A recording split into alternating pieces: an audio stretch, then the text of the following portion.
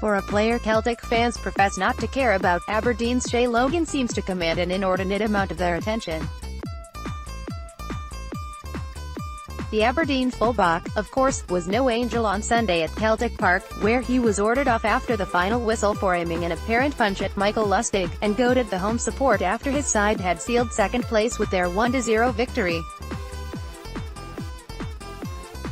But from the outside, it is difficult to condemn the player for milking the moment given the abuse he has taken over the years from the Celtic support.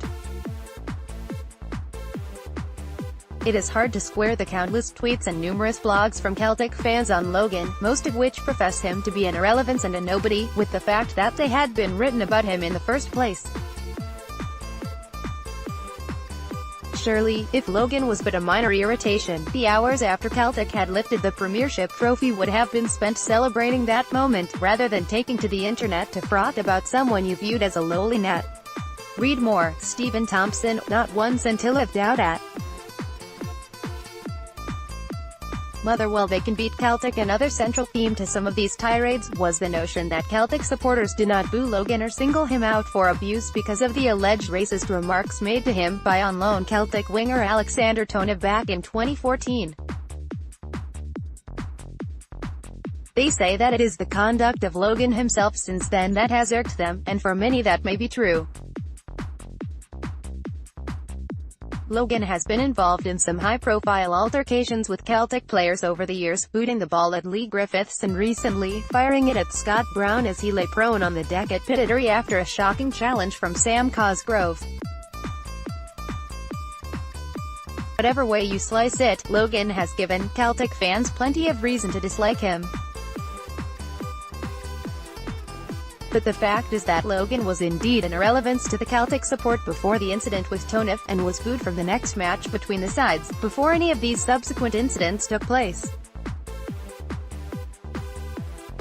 I'm not buying that his chest-thumping and ear-cupping after the match at the weekend is reason enough for such grievance. If Brown was doing it, for instance, they would be lapping it up. Read more. Chelsea playmaker Charlie Musonda needs games, but I can't guarantee he'll play ahead of Callum McGregor. However you view what happened between Tonev and Logan, it is hard not to surmise that the bad blood between the Aberdeen defender and the Celtic support stems from that incident. Tonev, if you recall, was found guilty of racially abusing Logan by an SFA judicial panel back 4 years ago. During a match between the sides, Logan told his captain Mark Reynolds that Tonev had called him a black C*** during an altercation between the players, and Reynolds subsequently reported this to referee Bobby Madden. Tonev denied the allegations, and club captain Brown and manager Ronnie Deila both spoke out in support of the Bulgarian. Despite no other witnesses to the remark, Tonev failed in an appeal against a 7-match ban, with the SFA citing Logan as the more reliable witness. Celtic stood by their player in a statement, as is their right, but also made a point of stating that at no stage did they accuse Logan of making false allegations. Read more. Stephen Robinson, my whole career has been about upsetting the odds. Now, you may disagree with how the final conclusion was reached, given the evidence that was presented, but it is clear that a sizable amount of the Celtic support have directed their anger over the verdict at the player, rather than the SFA, ever since.